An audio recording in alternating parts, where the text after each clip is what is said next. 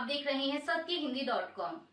एक नजर अब तक की सुर्खियों पर। यूरोपीय संघ ने कहा है कि वह भी अमेरिकी सामानों पर जवाबी टैरिफ लगाएगा।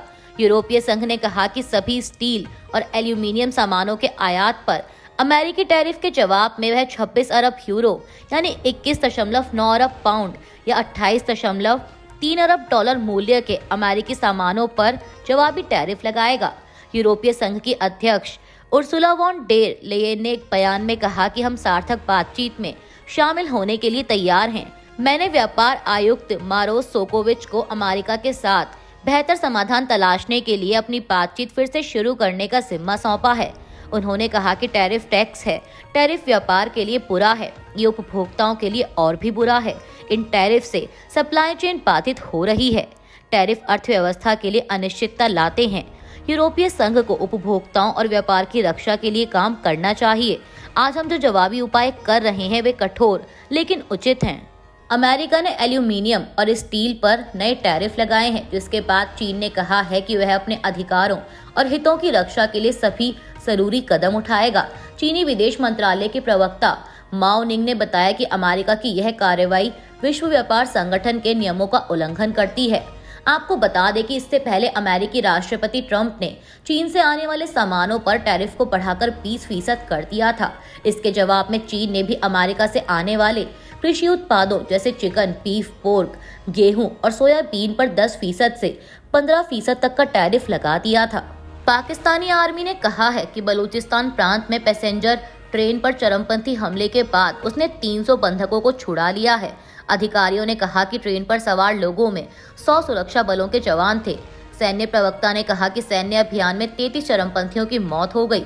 उनके अनुसार सेना का अभियान शुरू होने से पहले बलूचिस्तान लिबरेशन आर्मी ने 21 नागरिकों और 4 सैनिकों को गोली मार दी थी। स्थानीय खबरों में कहा गया है कि चरमपंथियों ने धमकी दी थी कि अगर प्रशासन बलोच राजनीतिक कैदियों को 48 घंटे के अंदर नहीं छोड़ता तो वे बंधकों को मार देंगे। बता दें कि मंगलवार को जब क्वेटा से पेशावर जाने वाली 9 बोगियों वाली यात्री ट्रेन जाफर एक्सप्रेस पर हमला हुआ था, तब ट्रेन में 400 से अधिक यात्री सवार थे। पाकिस्तानी सेना ने दावा किया है कि बलूचिस्तान प्रांत में ट्रेन हाईजैक होने के बाद सुरक्षा बलों का अभियान समाप्त हो गया है और इस अभियान में सभी चरमपंथी मारे गए हैं। BBC उर्दू की एक रिपोर्ट के मुताबिक ISPR के प्रवक्ता लेफ्टिनेंट जनरल अहमद शरीफ ने एक निजी टीवी चैनल से बातचीत में यह दावा किया। प्रवक्ता ने कहा कि इस ऑपरेशन के दौरान किसी यात्री की मौत नहीं हुई है। हालांकि उन्होंने बताया कि ऑपरेशन शुरू होने से पहले ही चरमपंथियों ने 21 लोगों की हत्या कर दी थी। 36 घंटे तक चले इस अभियान को लेकर उन्होंने दावा किया कि पाकिस्तानी सेना ने सावधानी और कुशलता से ऑपरेशन को अंजाम दिया, जिससे ऑपरेशन के दौरान किसी बंधक को कोई नुकसान नहीं हुआ। अमेरिकी राष्ट्रपति डोनाल्ड ट्रंप ने बताया है कि यूक्रेन में युद्ध विराम पर बातचीत करने अमेरिका का एक दल रूस रवाना हुआ है। हालांकि उन्होंने यह नहीं बताया कि इस टीम में कौन से लोग शामिल हैं। आपको बता दें कि यह खबर ऐसे वक्त में सामने आई है जब सऊदी अरब में अमेरिकी अधिकारियों से बातचीत के बाद यूक्रेन 30 दिनों के तत्कालिक युद्ध विराम के अमेरिकी प्रस्ताव पर राजी हो गया है। वहीं यूक्रेन की इस रजामंदी के बाद अमेरिकी विदेश मंत्री मार्को रूबियो ने कहा था कि गेंद अब रूस के पाले में है। इसके अलावा यूक्रेन के राष्ट्रपति जेलेंस्की ने भी कहा था कि अब यह अमेरिका पर निर्भर है कि वो रूस को इस मुद्दे पर कैसे तैयार करे। अंतरिक्ष यात्री सुनीता विलियम्स और बैरी बुश फिल्मोर की अंतर्राष्ट्रीय अंतरिक्ष स्टेशन से वापसी टल गई है। बता दें कि इनकी वापसी का मिशन नासा और स्पेसएक्स मिलकर चला रहे हैं। इन अंतरिक्ष यात्रियों की वापसी के लिए फाल्कन 9 को अमेरिका के फ्लोरिडा से लॉन्च किया जाना था, लेकिन इसमें कुछ हाइड्रोलिक समस्या पैदा हो गई, जिसकी वजह से बुधवार को इसकी लॉन्चिंग टालनी पड़ी। हालांकि स्पेसएक्स ने अभी यह नहीं बताया है कि इसकी मशीन में पैदा हुई समस्या कब तक ठीक कर ली जाएगी। गौरतलब है कि दोनों यात्रियों ने 5 जून 2024 को इस परीक्षण मिशन के लिए स्टार लाइनर अंतरिक्ष यान से उड़ान भरी थी। उन्हें 8 दिन के बाद वापस लौटना था, लेकिन जब अंतरिक्ष यान ISS के करीब पहुंचा तो उसमें समस्याएं पैदा हो गई। दिक्कतों में यान को दिशा देने वाले 5 थ्रस्टर्स का बंद होना बताया गया। साथ ही बता दें कि अंतरिक्ष यात्री सुनीता विलियम्स और बैरी बुश फिल्मोर की वापसी 19 और 20 मार्च को होने की संभावना थी, लेकिन मिशन को आगे बढ़ाने के बाद यह तारीख भी बदल सकती है।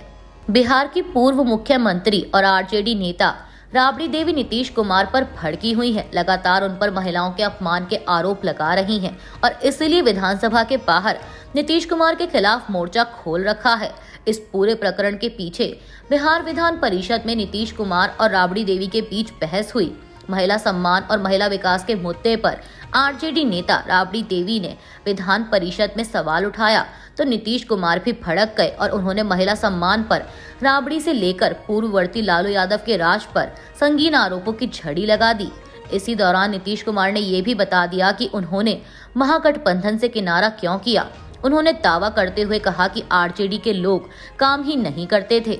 उत्तर प्रदेश के मुख्यमंत्री योगी आदित्यनाथ ने बुधवार को धार्मिक स्थलों पर लगे लाउड स्पीकरों के लिए स्थायी ध्वनि नियंत्रण उपाय करने का आह्वान किया। सर्किट हाउस में विकास परियोजनाओं और कानून व्यवस्था की समीक्षा करते हुए उन्होंने अधिकारियों को होली समारोह के दौरान तेज आवाज वाले डीजे पर सख्ती से रोक लगाने का भी निर्देश दिया। मुख्यमंत्री ने अधिकारियों को बैंकों, वित्तीय संस्थानों, दुकानों और व्यावसायिक प्रतिष्ठानों जैसे प्रमुख स्थानों पर सीसीटीवी कैमरे लगाने का निर्देश दिया है। हरियाणा विधानसभा चुनाव में जीत के बाद बीजेपी ने हरियाणा निकाय चुनाव में भी शानदार जीत हासिल की है। कुल 10 निकायों में से भाजपा ने 9 निकायों पर जीत हासिल की।